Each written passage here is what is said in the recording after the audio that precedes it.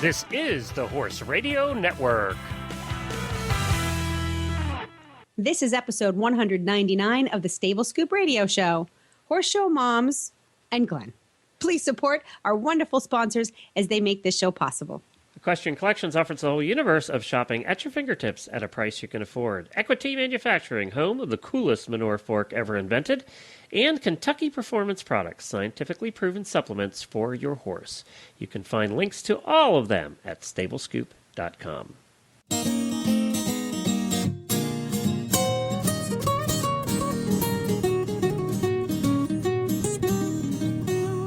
Welcome to the Stable Scoop, with weekly shows delivered right to you. With Helena and Glenn the Geek, live from the stable, it's every week. Bring you the news through hail or high water, while using their tails as their own fly swatters. So sit on down and laugh till you poop, cause it's time again for the Stable Scoop. Stable Scoop. The Stable Scoop. Stable Scoop. I'm Glenn the Geek. And I'm Helena B. And you are listening to the Stable Scoop Radio Show right here on the Horse Radio Network. Did you hear what you said in that introduction? Did it register episode 199? I did. That's a really good number. It's better than 200. It's better than 100. 199. It's got some beef behind it. Yeah, and next we hit 200 episodes. That's hard to believe. That's a lot of episodes. Don't we get an award or something? Is there some red carpet event we get to go to for that? No, pretty much not. But I'll send you some. I'll send you a certificate. How about that? A certificate? Yeah, I'll print one out and send it to you. How about that? Well, is it made out of chocolate? Okay, that'll work. I'll take a chocolate certificate. Do they still do those great big cookies you used to get in the mall and you could have stuff written on them? You know what I mean? I do, and I used to love those things, but I could only eat a piece of them because they would put the icing around the edge, and that would just put me over. That was, I'd say, because I want a piece with icing on it, and, you know, when you were a kid, that was cooler than a cake. You know, it was way cooler than a cake. Yeah. Well, now the big thing is cupcakes. I know. Cupcakes are huge. Oh, they are my total Achilles heel. Cupcakes. I cannot eat just one. I think any kind of chocolate cake, pretty much. Well, it could be. But they have all these different flavors now. And like when my stepsister comes up from Manhattan to visit, she brings these cupcakes from this really amazing cupcake maker down there. And they have like red velvet cupcake. They have coffee cupcake. They have, you know, vanilla chocolate, whatever, 99 different kinds of cupcakes. And I can eat them all in one sitting. And who is usually in charge of making the cupcakes for the kids? I don't know. Mom. And that's what today's show's about, isn't it? Oh, yeah. Well, it wouldn't be me. That's one thing this mom does not Other do. moms. Other moms. Other moms. We'll find out if our guests today actually make cupcakes.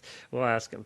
But today we're going to do a roundtable. We've been having fun with these roundtables that we've been starting to do this year. And today we're going to do a roundtable. And this hits home right with you right now in your life. It really fits. Yes. Is being a horse show mom, and you know all of the things that go along with that. And we're just going to have a discussion. We have some great guests coming up on that. We're going to have a discussion about, and I'm going to sort of sit out of that one and just listen because I'm not a mom. You say that now. I'm not even a dad, so I can't really offer a whole lot for that. Although I'm sure I'll pipe in somewhere there. You have, you've got your little mother hen tendencies as well. And we certainly had enough horse show moms to deal with and all the kids that went through our barn over the years. Yeah. You've got a good perspective. Bring it on. I was trying you're to allowed. work on my high voice, but that didn't work very well either. So my soprano isn't very Didn't good. you ever play a woman or a female part when you were in your I acting played a company? town crier. Deeper and louder was better. So I played a king. Louder was better. You know, high voices weren't in for kings back then. So anyway, we're going to be doing that a little bit later on here. But first, I want to hear: Are you still horse shopping? You know me, I'm forever horse shopping, but I have I'm taking a new angle this time. Okay. I recently sent in like a 9-page application to the Standardbred Retirement Foundation. which is a nonprofit organization. This one in particular is based in Hamilton, New Jersey, and they take off-track racing standardbreds, put them through a couple of months of training, and then rehome them. And similar to the New Vocations program, it's very professionally run. I think I've been told they do a good job of matching up standardbreds with new owners. So I'm going to take a ride down there and hop on a few standardbreds and see what happens. We just did a show on the driving show. We talked to a lady who helps people find horses, driving horses, and she's also the coach of the United States para driving team. But one of the things we talked about was what criteria you're looking for in a horse. So what did you tell them that you're looking for that they could use as a guide? Oh, it's wonderful. And this is one of the things I like about having to go through the adoption application process, is because it forces you to get your thoughts structured about what it is you do want in a horse. If someone says, what do you want? Well, my wish list for a horse is all over the place, but filling out this application made me narrow it down. Well, no, I don't. I'm over pretty. I thought that would be your answer. I said, I don't really care if it's a mare or a gelding, but it has to be able to live comfortably in a small backyard barn. And some horses are just not suited for that kind of living. And then to have their rider hop on, tack up, hop on, and then go out for a trail ride or go on adventures. So being able to live in a quiet backyard barn was probably the number one criteria. Number two, just had to be super safe on the trails. They can be looky, which is fine, but they have to be comfortable enough or confident enough where, they're not going to let new experiences worry them excessively. So, because I have to hack out alone. Let's face it, I'm here by myself. I have trails out my back door. I'll take my cell phone with me, but most of the time I'm going to have to be hacking out by myself. And that's the same way with Jennifer. She goes out alone almost, once a week. Maybe she'll meet up with some people from the neighborhood, but for the most part, she's out, and she loves going out alone on the trails. Yeah, and I mean, Jen and I talk about this all the time. We don't ride for the social aspect of riding. Are we goal-oriented riders? Absolutely. And me probably more so than Jen. I mean, she's been there and done that. I'm still getting there. But, it's not, being alone is wonderful. Being alone with my horse is wonderful. So I just don't want to go out there and have every ride be a training ride. Yes, and you don't need that right now in your life. So right. So if they can't steer so well in the ring, or they're green defenses, or, in the case of a standardbred where they might need help learning how to collect into a canter or even a trot, that's okay. To me, that's physical education. I can help a horse learn something physical, but what I'm not capable of doing is teaching them confidence. Yeah, and you don't need a wacko right now. That's not where you need to be. And it's hard for me to let go of that. It's really hard for me to say, I'm just a middle-aged mom who wants to go hacking out. You're so attracted to wackos. That's been the problem over the years. It's tough. It's tough. But, and the other thing is a standardbred. I mean, Jen has been saying, take a look at standardbreds. Kat from Draper Therapy is our good friend. She used to train standardbreds. She had suggested the same thing. And everyone says they make great family pets, which is also another priority for me. We have kids here and dogs and cats and visitors. Hey, and then if I can talk you into taking up driving, you'll be good to go too. You never know. Like I always say, I'll try just about everything except vaulting. Now, I have you have tried vaulting, actually. Didn't work out so well. Just not on purpose. A friend of mine has recently become enamored with side saddle. Yes. What she's really enamored with is side saddle fashion. Yes. And so I said, you really just go get in a side saddle and see what happens. And you know what? She had her first side saddle lesson yesterday and loved it. Really? Yeah. People say that have done it. Our friend Michelle Bergeron from Louisiana that's, been on the shows with us. She rides side saddle, seriously, and in dressage and everything else. And she said it's just comfortable. It's just a comfortable way to ride. You wouldn't think so. You wouldn't think so, but and now Sissy's been on the show before. She and I have fox hunted together, and so she got up, and she's a nervous Nelly like me. We're good riders, but we don't trust what people say about the horses we sit on. So we're always timid until the horse has a chance to prove himself to us. So she got in she's on a trusty horse. She gets into the saddle, and she cantered in her very first lesson. Wow. Walk, trot, canter in her very first lesson. And she posted a video on YouTube of it. And I was just so impressed at how naturally it came to her. Now, it could just be that this is her thing, but Did she it make said you it want was... to try it? Oh, God, yes. I cannot wait. I cannot wait. And then, of course, I went back to our previous Stable Scoop episode, which I think it was 83, which was on Side Saddle. 1,200 years ago. 1,200 years ago, we had the American Side Saddle Association on. And, re-listening to this episode, and now I'm dying to get into a side saddle. Well, we want to tell people, too, remind people that you can go back and listen to all the past episodes that we've done all the way back to episode number 1. They're right there at stablescoop.com. It's very easy to go back and take a listen. Now, one of the questions I got the other day, Helena, and I thought I'd bring it up, is one of the emailers wrote in and said, well, I just found you, and I love your show, and blah, blah, blah, but I can't listen on my computer all the time. I just don't sit at my computer that often. Well, iTunes is your friend.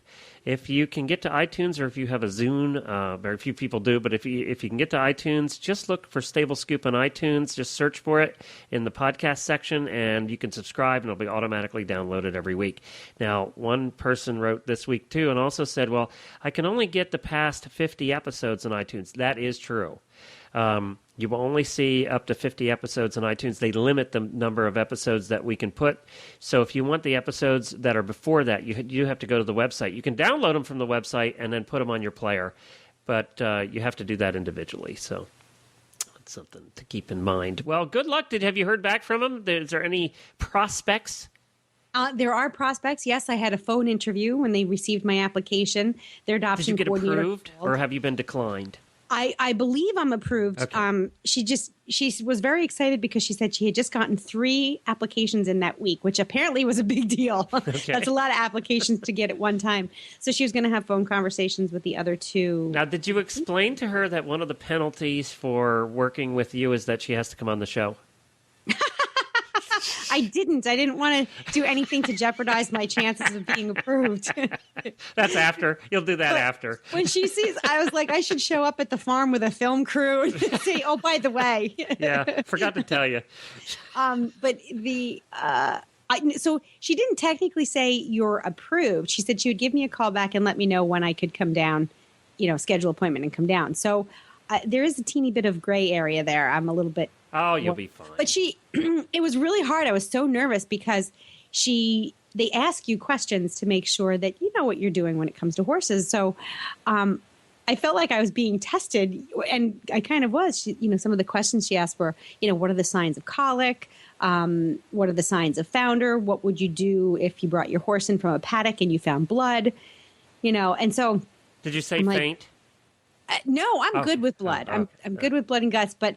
When you're nervous, so I wasn't expecting these rapid fire questions. And she said, what are the signs of colic? And I'm like, well, geez, how much time do you have?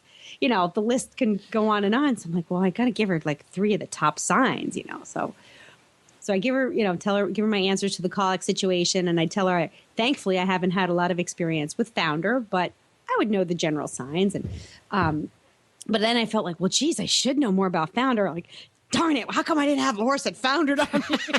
Answer that question. So she gets to the blood part, and I'm laughing. I said, now, blood and guts I can do.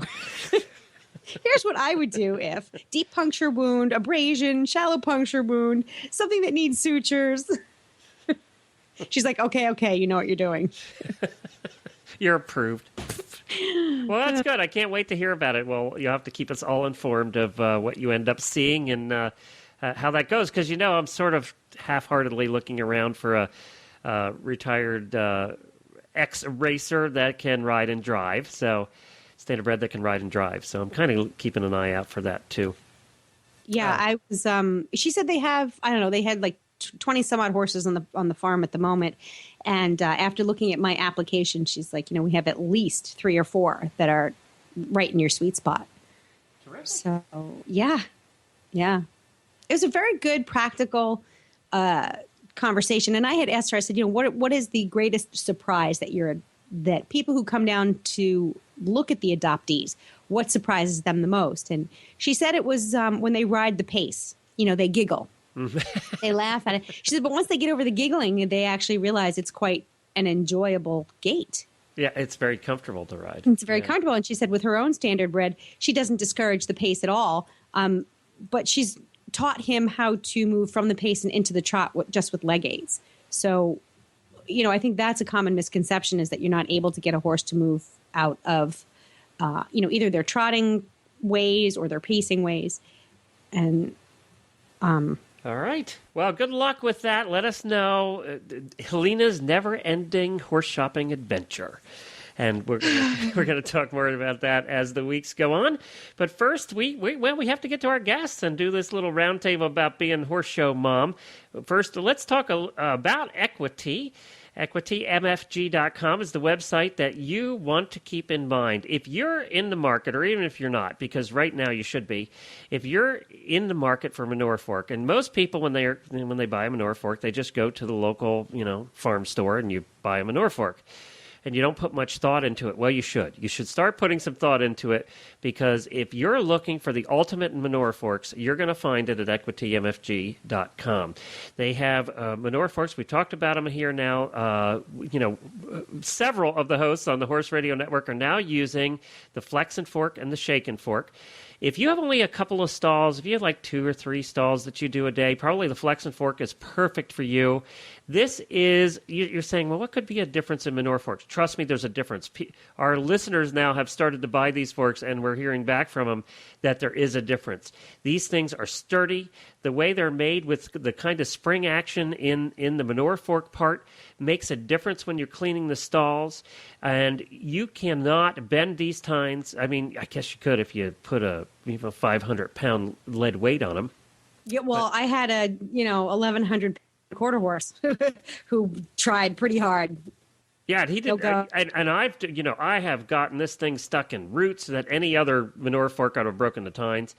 And you're not going to do that with these things. You really need to check out the Flex and Fork. If you clean like 4 or 5 stalls or more a day, you're cleaning 10 or 20, then you really need to take a look at the Shake and Fork. And that's the motorized manure fork that actually has a motor in it and does all the shaking for you. And it saves a lot of time. The people that we talk to that use these things on a regular basis absolutely love them. They say it takes half the time to clean the stall and saves them about half the amount of bedding, because you're not wasting any bedding with it. It does the shaking for you. You're only throwing away the poop. So, and the wet spots. That's all you're getting rid of. It's saving everything else. So there's 2 options for you, the Shake and Fork and the Flex and Fork. They're a little bit more expensive than the manure forks you're going to find, just down at the TSC store. But they are well worth it. They're going to last you longer, and you're just going to love them. You're going to say, well, I don't know what it is about this, but I really like this. And I have used it for cleaning leaves, and a lot of landscapers are starting to buy these forks now. They just work wonderfully. And you can find them all at EquityMFG.com. That's EquityMFG.com. We have 2 guests coming up here right now. The first one is by the name of Susan Daniel. She's the author of The Horse Show Mom's Survival Guide for Every Discipline. You should be reading that book right away. I'm going to get it. And then I'm going to get it. The second guest is Barbara Hamilton. She's a blogger for HorseNation.com, and she blogs on being a horse show mom and the things that she's learned in her horse show momhood. So we're going to get both of them on right now, and we're going to have a little roundtable discussion on what it's like to be a horse show mom, the pitfalls, the things you do wrong, and also some pointers on things you should do right. So, Susan, welcome to our episode on being a horse show mom. You wrote the book, The Horse Show Mom's Survival Guide for Every Discipline. How old was your daughter when you wrote this book? Well, the book was published by Lions Press in 2005, and I'd say I started working on it in 2003. It took about a year and a half, and then it takes a little while before it gets published. I had a column for Practical Horsemen for a few years, The Horse Show Mom, and it was that column that got the attention of the Lions Press, and they came to me and asked me to write this book. And your daughter was 16, 17 in that time? Well, she was born in 88. So when the book came out, she was 16. Yeah, okay. And so that was when you really needed a book just like that. Yes. No, I needed that book a long time before that, I have to say. And that's why I wrote the book. What kind of riding did your daughter do at the time? What was the meat of what she was doing? She started in the hunters. She started in the hunters and with the ponies, and then moved up to, children's and hunter, junior hunters, and we bought a horse for her in Ireland in 2002. She was 13, and that year was the first year that the Ronnie Much Foundation in Florida gave a scholarship for a student to come and train, and she won that scholarship. So we trailered the horse down to Florida, and she got training from all the top trainers there, and she was, equitation was basically her thing. So you've spent a lot of years watching kids go round in circles. Oh yes. A lot of years. In the beginning, she started at age 6. I think she went to her first show when she was 7 or 8, and yes, lots of long days at the horse shows. Well, let's bring Barbara into this conversation too. Barbara, we heard about you from Leslie over at Horse Nation, who comes on our morning show every week, and she said you got to read this article from this horse show mom, and that's Barbara Hamilton, and now you've become a writer for Horse Nation. Tell us, your daughter is now 16, right? Yes. Mm-hmm. And what kind of riding does she do? Equitation and hunter. Boy, we got a hunter group here today. So you're also watching a lot. You laughed when I said that, and I could tell that was probably the case, watching girls go round in circles. Well, it's my own fault because I decided I wanted to learn how to ride a horse. So I dragged her along with me, never realizing what was going to happen. Foolish woman. I know. You're supposed to save that good stuff for yourself. What are you doing? I know. Well, see, that's Glenn. That's where you missed the part here. We want to share all that wonderful stuff with our kids. Yeah, but then they end up wanting all the good stuff, and you're going to horse shows with them. Absolutely. Yeah. Absolutely. Everyone's like, well, why don't you show too? And I'm like, are you crazy? One's enough, No, Barbara, I think I started the same way. I had ridden a little bit as a child, and it was one of those things I wanted to get back to. And a friend of mine opened a barn. We live in a small town in Iowa, and she brought a trainer in, and I started taking lessons, and Katie started taking lessons too, but eventually it's one or the other. It's right. I still ride, but I don't show. Right. And so so both of you are coming from the hunter jumper equitation world, right? Yes. Which and is now the Western world, And now the Western world. I have to say that in terms of discipline, that is probably the most challenging for a parent because there's so much subjectivity. Absolutely. That it really, it really pushes your emotional buttons, and you have to. There's a lot of personal growth. I think you go through along that rail, isn't there? That's right. That's very well put. There is a lot of subjectivity, and sometimes I don't understand like what happened. Like why did someone place and someone else didn't place? So I'm not always sure like how that works. I ask my trainer a lot of questions. Which is good. I can't see the difference. That's the whole thing. Now, does your trainer is she the type of person who's happy to explain to you, or because, trainers they're different. They're all different. Some really want to include the parents and, they're just sort of an open book, and others are just like, do what I say and move on. No, our trainer's really good. And the other thing too, is that she also, can read a judge. So a lot of times, like, she'll say to my daughter, like, do a light seat canter because I know that this judge, that's what she's looking for. Right. So certain things like that really help.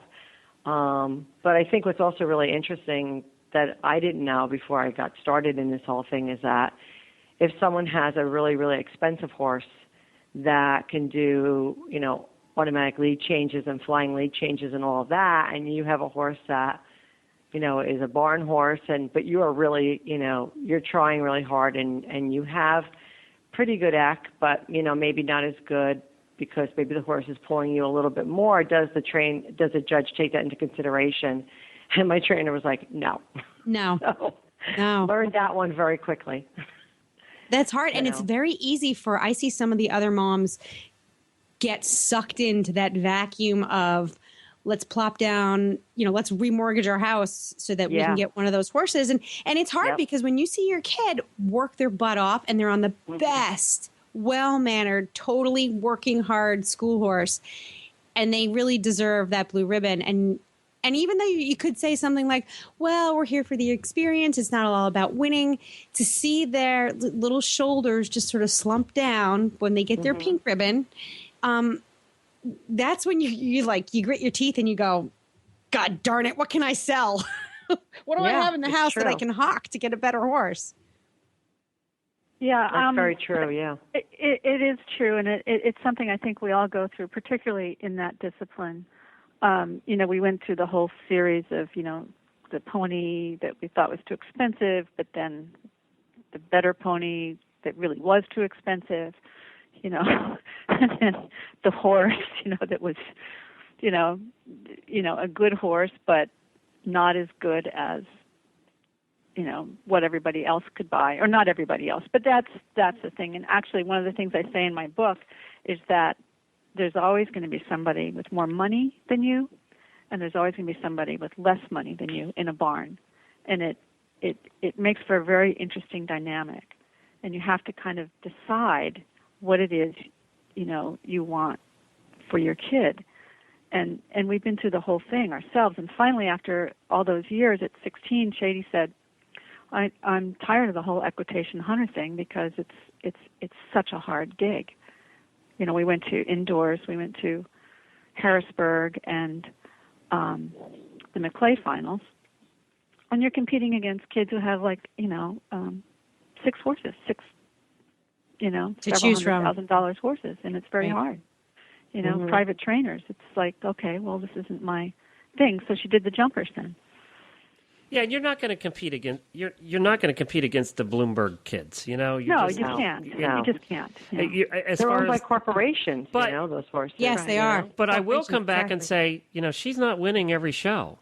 There are exceptions to the rule, and she's or she'd be winning every show. She'd be buying her wins in every show, and she's not. So, not now as an adult, because the jumpers, the international jumpers, that's a whole other different level. Right. That's Olympic level. That's a whole other level. Right. So you have good luck and bad luck, and, you have good horses that are good as young horses, and they have an injury, and then your ride's lost, and that's a very complicated world. Yeah. Interesting. So what would you say, and I'll ask Barbara because you're the newest to this, I think. What would you say what was the big, and I read your article, so that's why I'm asking you this first. What was the biggest surprise about being a horse show mom? What was the thing that you didn't see coming? The emotion.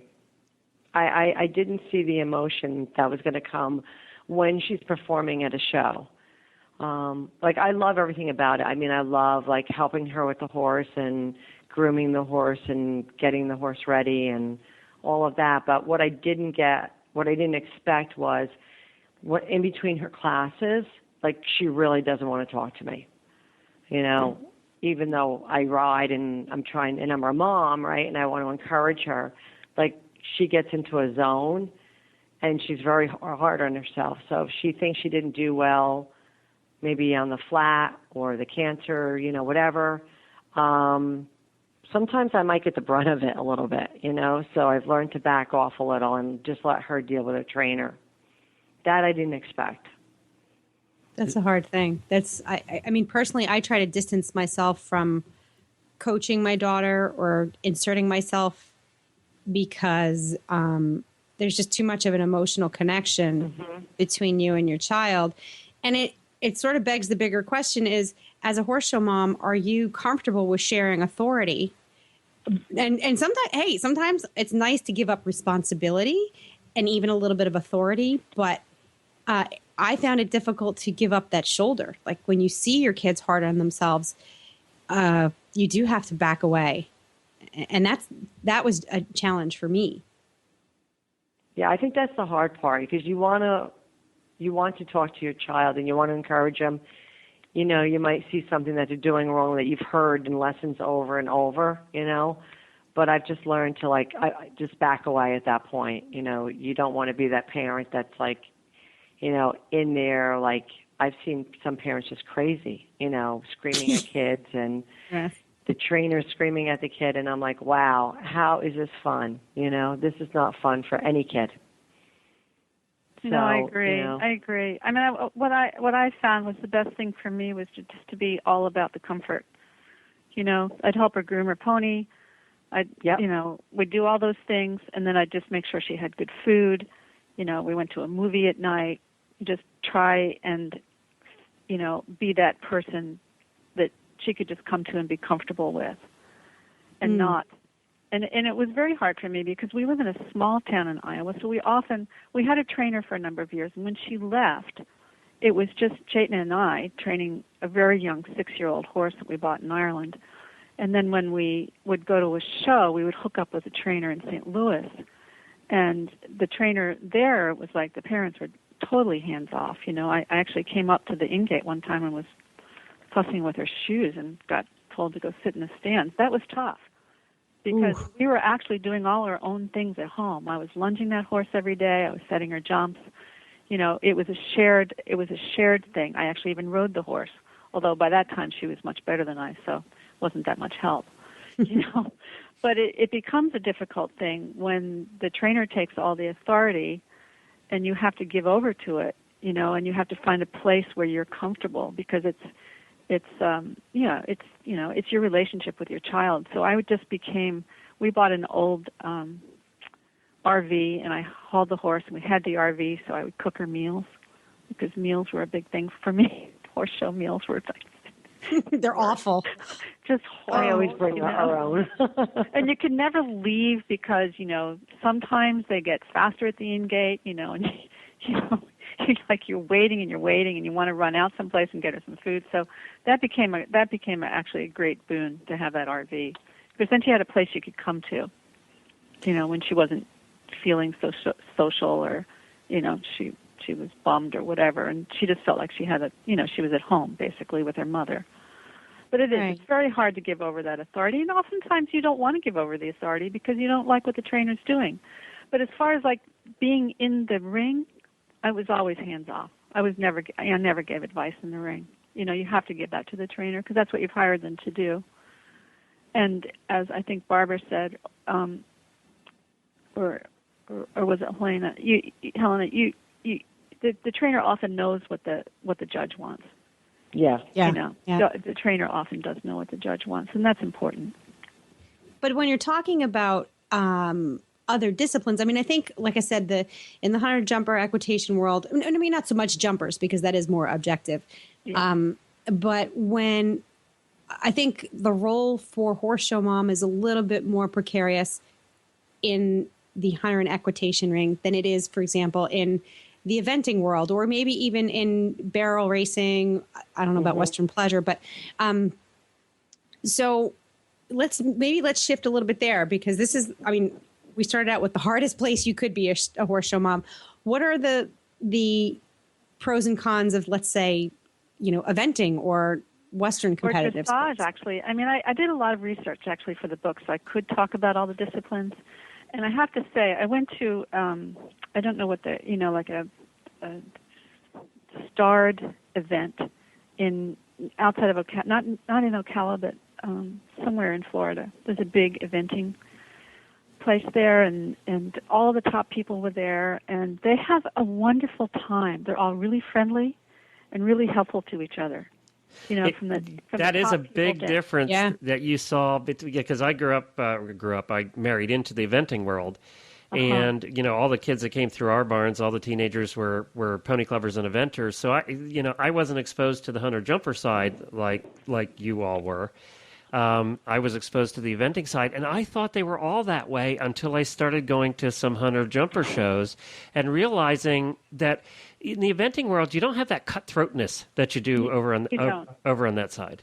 No, you don't. And they all hang out together at night around the barn. Most of them bring they brought trailers and they stay there, and from the top from the very top people down. It's all a big family. Well, and I was very struck by that. Well, we attributed that to, and Helena will laugh at this. What we attributed that to was, in the hunter jumper equitation world, you're worried about winning. When you're an eventer, you're worried about not breaking bones and dying. So, yes, and then having your horse get hurt. Yeah, right? I mean, you're just worried the whole time about staying alive. So, no, it's a huge concern, and it's the hunter. I mean, the eventing thing can be kind of scary, too. But you're also competing. You're competing against yourself in the eventing world, and so you don't have that natural or that inherent tension between riders and then teams and barns as you do in the hunter jumper world. And you have three events. That's what I was going to say. Yeah, barns, and you start like looking at each other's barns and which horses did they bring and who's up and all of that. Like just that whole competition as well. Yeah. How fancy the barn drapes are. I mean, I was shocked the first time I went to a show and got charged for my portion of the barn drapes, and the show flowers and all that. I was like, what are you talking about? Let's just back it up there for a second. Explain that, because this is a big deal. You had to pay for part of the barn drapes? Well, okay. So I didn't pay for the actual drapes, but what happens in a large A-circuit barn is that if it's an out-of-town show and they're setting up everything, there's a setup fee. And then if they buy plants and flowers to decorate, which they often do because very often at very big shows, there are competitions for the best, prettiest barn. This is a hunter jumper show. Right, okay. And the clients pay a portion of that. Is that right? I didn't know that. Yeah. So, I was kind of a shock, actually. I was like, whoa, wait a minute. I don't really care if the barn looks pretty. And certainly in the eventing world, they don't do that. Are you kidding? They're just lucky they get their equipment out of the trailer. And there's always a bag full of duct tape, and they'll use duct tape to put their drapes up. And they may hang a sign, maybe. Now, maybe this happens in the dressage world. I don't know. I had my daughter's pony when she got a horse. I kept her little hunter pony and did dressage, and I did some shows in Florida. And so I don't know if in the large dressage shows they do the same thing, but for the most part, I don't think they're so fussy about it. No. Well, the thing, too, is there's not a lot of kids, I think, in the dressage world. Yeah.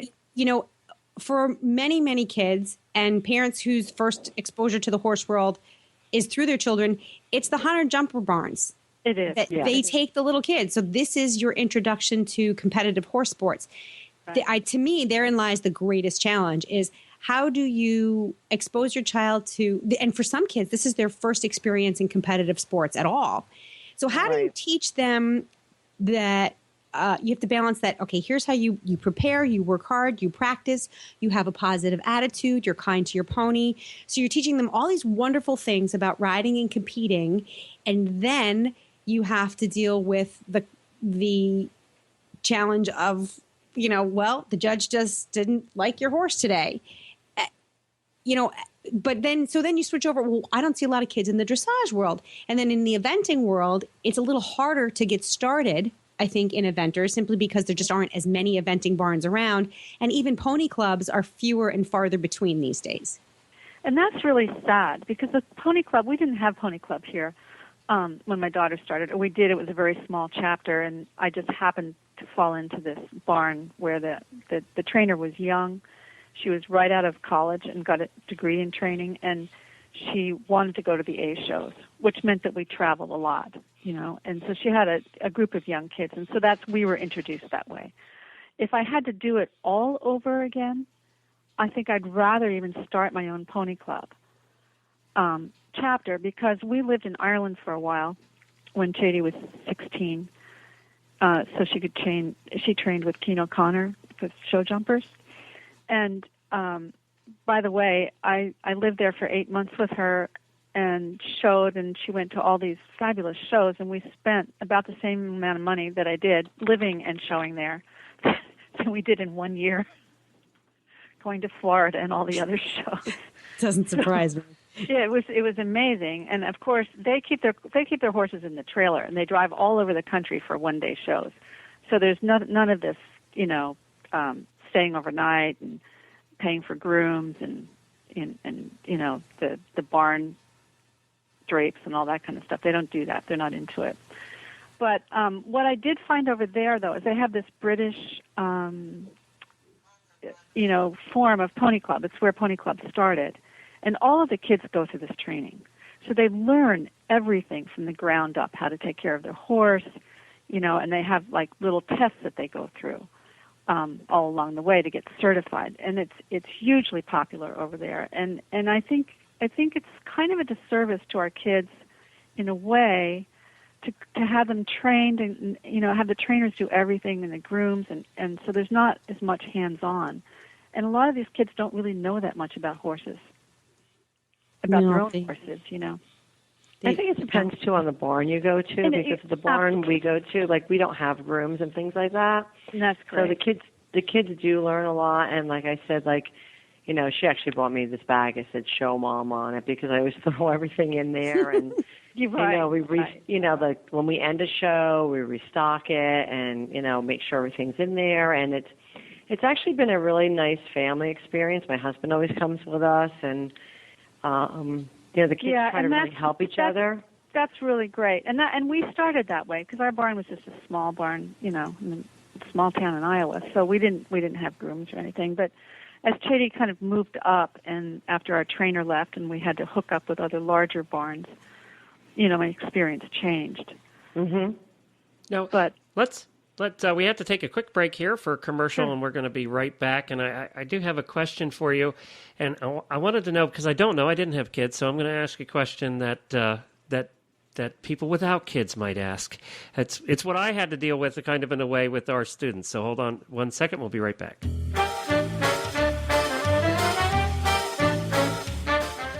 Hi, Glenn, back with you from the Horse Radio Network. I'm here with Debbie with the Equestrian Collection's Product of the Week. The product of the week is the Equine Couture Ladies Air O shirts. Say that fast. These shirts, the Equine Couture shirts used to have an issue with sizing, but the new ones are actually excellent. They fix the sizing. It's time to start buying these beautiful shirts again. The particular ones I'm highlighting this week, because I just wore one on a trail ride the other day, and it was so cool. It was absolutely the coolest shirt I've worn in a while, and very, very pretty, and it fit perfectly. I got a raspberry pad, and I had that raspberry stripe in that shirt, and I was styling. It comes in a bunch of different sizes and a bunch of different colors, and they absolutely want to say that this is a very comfortable, low-priced shirt. And it also comes in long sleeves for those folks who like to cover up their arms in the summer instead of exposing them to the sun. It comes in the long sleeve with the same material, so it's equally as cool in the long sleeve as it is in the short sleeve. Highly recommend giving this a try again. If you tried Equine Couture and you weren't happy with the sizing, please come back because they've fixed it. All right, and it comes from anything. I mean, you're right. It does have a lot of different sizes, from small all the way up to like 3X. 3X, yes, and that's and they really do fit well now. So and some fun colors. We're talking some unusually fun colors with this. Yes, really fun colors. And if you like me, to match it up, you can get all these colors and match up your saddle pad, and you're just really cute. All right, the best way to do this is to go to equestriancollections.com, search for Equine Couture Ladies Air.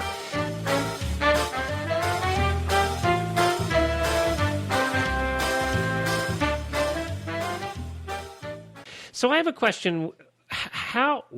What percentage of your time and effort was involved with other people's kids? You see things that you cringe at, and how much mental effort did you have to put in not making comments and in getting involved in other kids' lives and other parents' lives when you just saw things that, like you mentioned earlier, I think it was Barbara that mentioned earlier, you see the parents and the coaches just making the life of the kid miserable, that they're not having any fun being on a horse at all.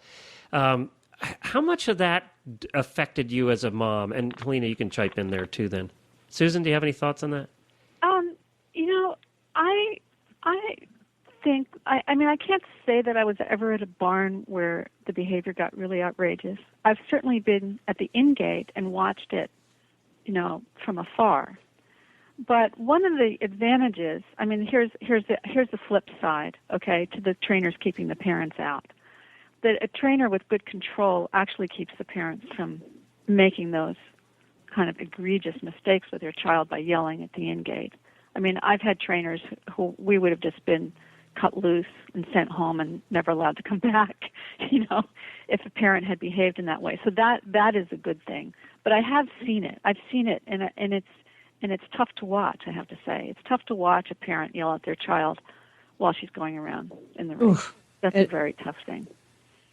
I can't keep my mouth shut. I've never seen it. I've never seen it our barn, or again, just like you said, that the trainer is at the gate. We're there like on the fence looking in, and maybe I'll like look at her and make her like a smile face, like come on, smile. Don't look like you're in pain when you're going around. But and maybe we're just over-involved parents, but.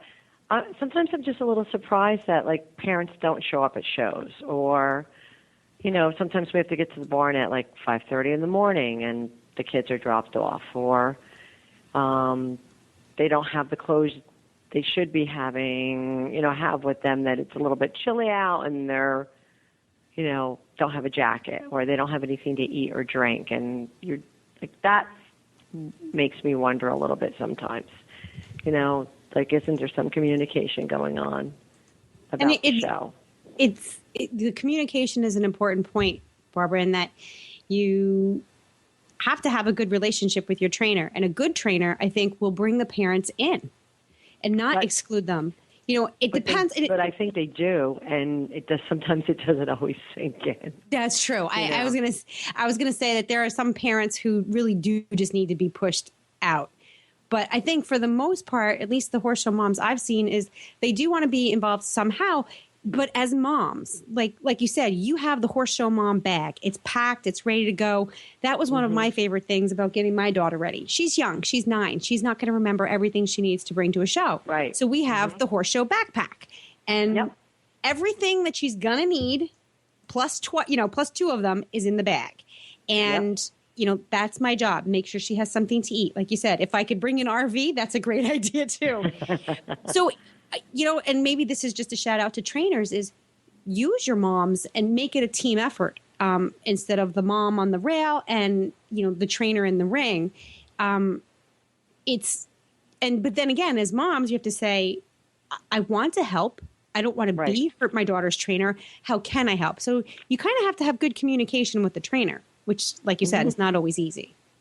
Right. It's not always easy. It depends upon the trainer. I mean, I actually, when I first started writing for Practical Horseman, I actually met the editor at Harrisburg, at a horse show in Harrisburg, where I was just there to watch a friend's daughter. And I said, you need a column for moms, because this industry is so kind of crazy, and it's very hard to find information. It's as if information were a commodity that was only being given out, in small pieces, because often you'd find the trainers didn't want to tell you too much, somehow, because they felt like telling you too much would make you be too involved. So, and I'm just saying that not from my personal experience so much but from talking to other parents who actually felt like they were sort of on the outside. So that's when I started writing for Practical Horseman, and then the whole idea of a book, because nobody tells you what the rules are, as Barbara said, nobody tells you why the judge doesn't like your child, or your child's horse, or, what does this mean, a fancy mover, how, and there's so much information out there that you need to kind of gather from the ether somehow, little bits in here from the other parents, and, it's very difficult. It's very, very difficult to navigate that world. You can always do what I did and just convince your trainer to go into eventing. Give up the 100 jumper world. Right. Yeah, now that's something. Well, that's something. There was a chapter in your book called "It's Not Soccer." It's not. Yes. So tell us about that. Well, it was actually one of the essays that was published in Practical Horseman, and basically that essay, It's Not Soccer, I was really paying tribute to the depth of this world that we're in. A competitive sport is one thing, and certainly, it costs more than a pair of soccer shoes and a ball. It's very, very expensive, so it's very laden with a lot of emotional issues, that revolve around finances, your relationship with your husband, the family's finances, how you compare to other families, and how you can compete, this whole question of the cost of horses and the cost of competing. But the idea, the thrust of that essay really was that in the end, I always felt it was worth it, because there were the times that I spent with my daughter in the truck, driving these long distances, or in the stall helping her with her pony or her horse, they're priceless. I would not give up a minute of those. Now, I want to, before we wrap here, I wanted to ask each of you if you had one or two tips, short tips that you were going to give to new moms coming into the horse world.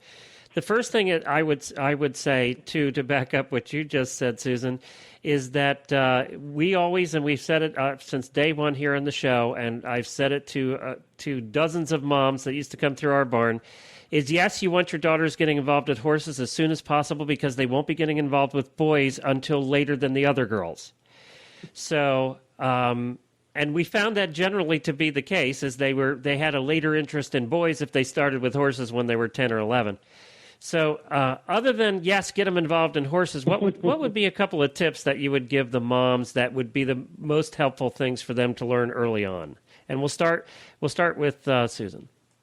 Well, I think, and I actually gave a lecture on this at Pony Finals one year, was know what you're spending.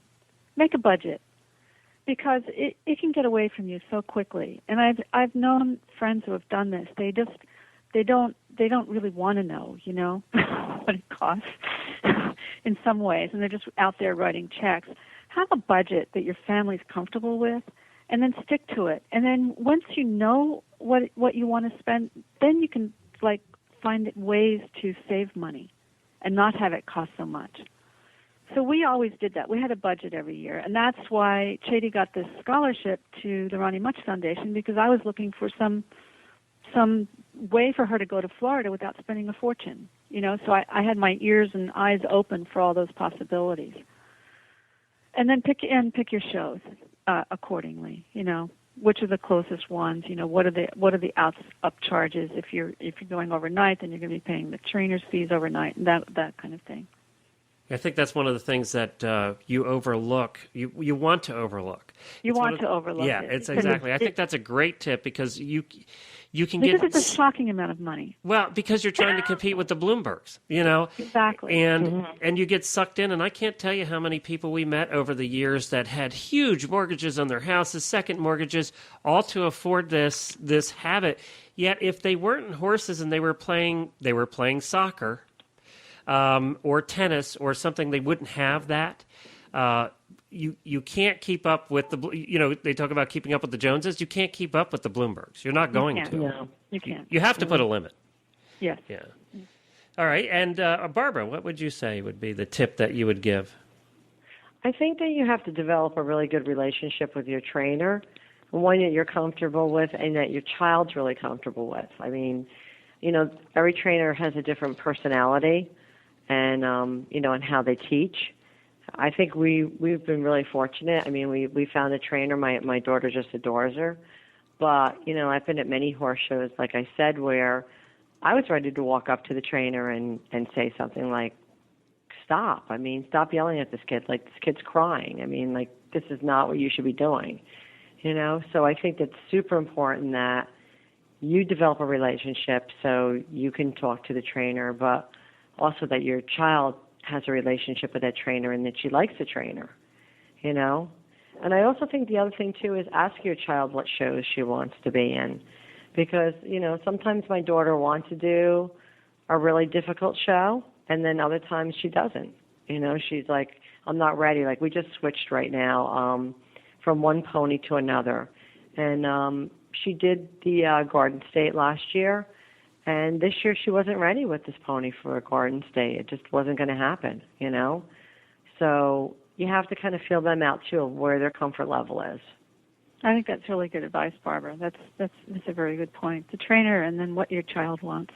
And I'll add to that trainer thing, because sometimes what we've also seen happen through the years is that you'll get involved with the trainer, and then you feel kind of like you're in a box, and you don't like the person, your child doesn't like the person, and Helene and I have the same feeling about this. Fire them and go on.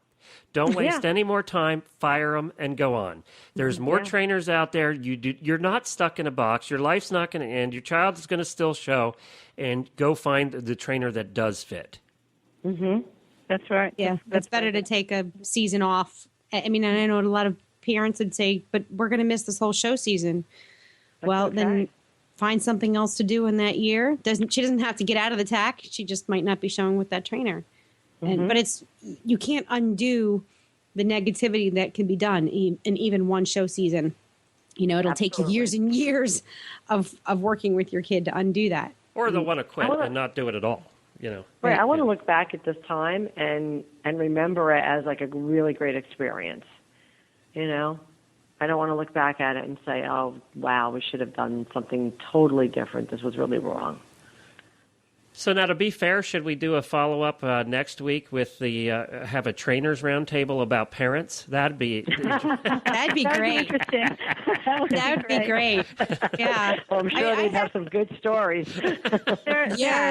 I had this wonderful illustrator for my book, and I had him draw this picture of. I actually found that Jeff Teal had a picture at his barn that was with the mother with tape over her mouth, you know. So I had Harry Weber draw one of those. I'm trying to look for it. Anyway, it's in the book. You can probably look through the book on Amazon and see some of the pictures, but it was a similar thing. He's giving a lecture, and the mom's gagged and bound. And you know, we stick our foot in our mouths every now and again. I do, of course. And I always apologize. You know, there's times you had asked earlier, Glenn. You know, what do you ever? Are you a mom to other kids? And you know what? That's my major character flaw. I'm a mom to everybody, whether they want me to be or not. And that's the Italian coming out there. But there have been times where I've, actually stepped up to two teenage girls in our barn who were just having these mental breakdowns in the warm-up ring. And, I tapped into my experience, not as a mom, but as a coach. And that physical or that mental preparation, that psycho preparation that you need before you go into any competitive event, I just gave them a couple of quick tips.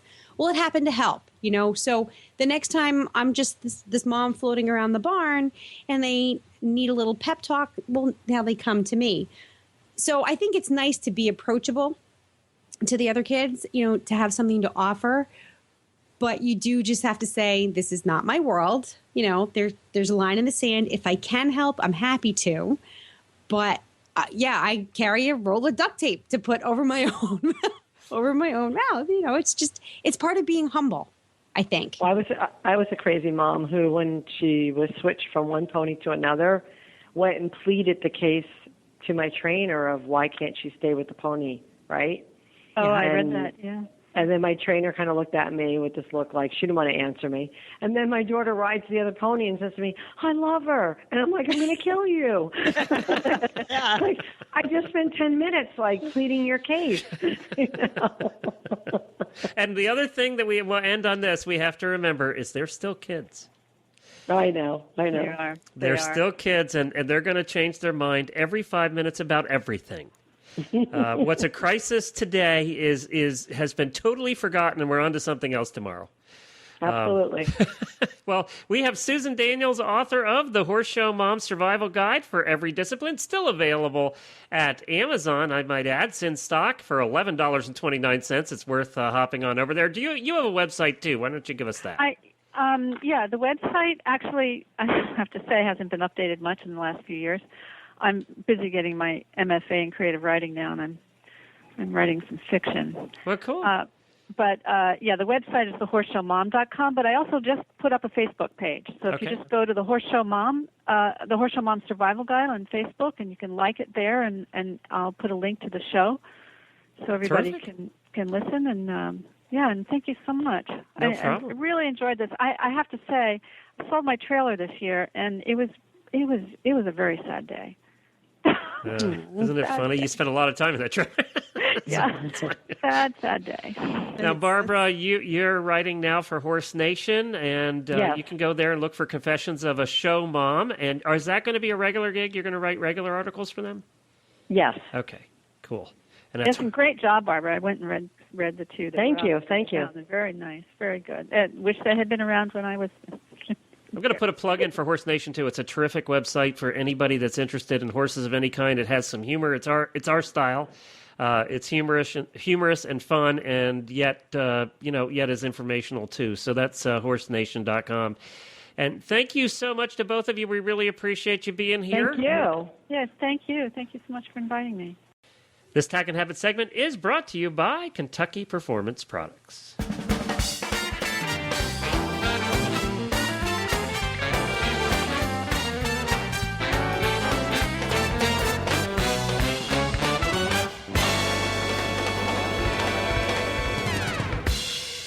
Well, it's a hot one out there, and the heat wave has hit much of the United States and the rest of the world. Well, don't let dehydration and electrolyte imbalance sideline your horse. Summer Games electrolytes are formulated to replace both the electrolytes and the trace minerals that are lost when your horse sweats. Its concentrated formula allows you to easily feed the correct amount to meet your horse's changing needs. This electrolyte was developed for the equine athletes at the 1996 Olympic Games in Atlanta. We all know that it can get hot in Atlanta. For horses on the go, use Summer Games Electrolyte Plus Paste. Each dose contains a serving of Nalox equine antacid for double the protection against stress. And of course, you can find all of that at Kentucky Performance Products. They take out the confusion of choosing the right supplement, and you can find them at kppusa.com. That's kppusa.com. Well, Helena, you picked again this week another product. Now, I assume that this is something that you wear and use. This is something that I wear and use and just bought a new pair of. New. Okay. Cool. Okay. Now, I'm really particular about things. We hadn't noticed. Particular about things. And a few weeks ago, I had some not so great feedback about a certain type of breech that I had purchased. This is the second pair of Ariat Pro breeches that I've purchased. And I call them Pro because the word after Pro changes sometimes. There's Ariat Professional, Ariat Pro Circuit, Ariat Pro this, that, and the other thing. Essentially, it is the same breech, but just like skis and other sports equipment, every year that a vendor comes out with a new model, they change the name a little bit. So this year's model is the Ariat Pro Circuit side zip breech. When I first came on the scene, riding and showing and hunting, I was a fan of the Tailored Sportsman. I'm now a bona fide 100% Ariat apparel fan. The Pro Circuit breeches that I bought recently are made with something called the Scholler dry skin fabric. And it's sort of like, it's not a jersey material. It's not a heavy plasticky polyester type of material. It's forgiving. It hides your flaws. It's smooth. It's sort of silky-ish. So, for example, hay won't stick to it. And it's cool. It covers your flaw. It's like wearing a pair of slacks versus wearing a pair of stretchy jeans. Mm-hmm. Okay, so it's not loose and baggy. Or skinny jeans, even worse. Or skinny jeans, even worse. So it fits you comfortably. It has a wide waistband, so you don't feel like that waistband rolling into your little tummy. It's got pockets that are, on an angle in the front. So when you're walking around, not on your horse, your phone's in your pocket. It's safe. The other thing that I like a lot is at the bottom of the breeches, they call it the calf fit system. It's the part that goes under your boot. Some breeches are made of the same material and the same thickness as the rest of the breech. But with the Ariat calf fit system, it's just a little bit tighter, just a little bit thinner, and a little bit smoother, so it does not bother you under your boots. Oh, you don't get the bunch up thing? Oh, yes. And some breeches also have like the Velcro tab at the bottom to keep the ankles closed or whatever. These don't have that. They fit just so smoothly and comfortably under boots. The fabric is stretchy, right? But not like, it doesn't show your lumps and bumps, really. That's what's important to me. It doesn't show lumps and bumps. And they were a perfect fit. So I just absolutely love them. The knee patches are great. They're the Clarino knee patch. Yep. They're not leather, but they're grippy enough so that they actually serve a purpose. Now, you like the side zips? Have you always worn side zips? Or Side zips are a good idea for anybody who's concerned about their tummy. Yep. And that's like half of the women I know, especially if you're over 25. Because they just make for a cleaner, smoother line along your waist. And I think they actually fit better. Your show coats or your hunt coats fit more smoothly in the front over a side zip. I agree. I think that's probably true. And I noticed that I was just taking a look at the price of these, and it looks like the retail on them is like $219, but you can find them for as low as like 140 some. Yep. We have because Ariat's everywhere. It's you can find them, and you can find them at various discounts. I know with some of the manufacturers you can't discount too deeply, but you can get them for about 145 is sort of the average that I've found. And of course, one of our sponsors, Equestrian Collections, has them right now at $143.95. So that's a pretty good. And they come in white, beige, khaki, and white, beige, khaki, and fawn. Apparently. Yep. And I have them in.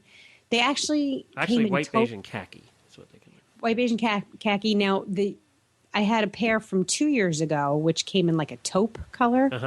Just got a little more, red or purplish in it, which was just as lovely. And they were just really nice. But it's this fabric that's a high quality. If you're a fan of tailored sportsman breeches, I would definitely suggest trying the Ariat Pros because they're right up there on the same level of quality, I believe, and comfort.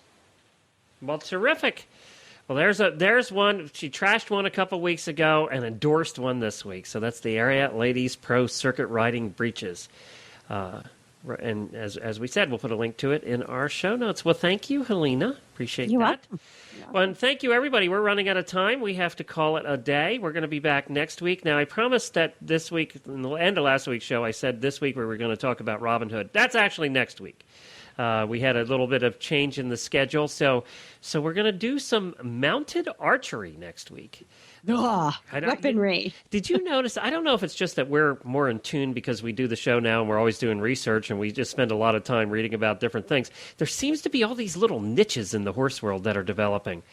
So when I found mounted, and I used to love to do archery. I had bows and I used to love to do archery, never off a horseback. But now I'm thinking, how cool is that? That's a pretty cool thing to take a look at. I'm like, in my mind, I'm coming up with a new discipline for you, like driving. What's the archery?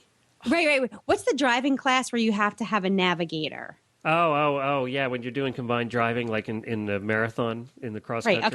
Okay. So maybe we can do like a driving discipline where one person drives the ponies and the other shoots bows and arrows at stuff. Well, that's called chariots. I think. Remember the chariots they used to shoot from the back of the chariots in the old days? Yeah. I'll have to ask them next week if they do driving. It would kind of be like Tammy Srance from the Western Radio Show, cowboy mounted shooting, only you would be driving and you wouldn't be shooting a gun, you'd be shooting a bow and arrow. Well, that's kind of, I think, what they do here. So we'll find out. We'll learn more about it next week. And don't forget, you can listen to all the shows on the Horse Radio Network at horseradionetwork.com. And what else, Helena? Go to our Facebook page. There's always a discussion going on and photos, and listeners are piping in on what they think about the show's discussion. So join us on Facebook. You can always keep the conversation going there. Just search for us under Stable Scoop. That's it. Thank you very much, everybody. We'll talk to you again next week, Helena, and good luck with the horse hunt. Thank you very much. I'll keep you all updated.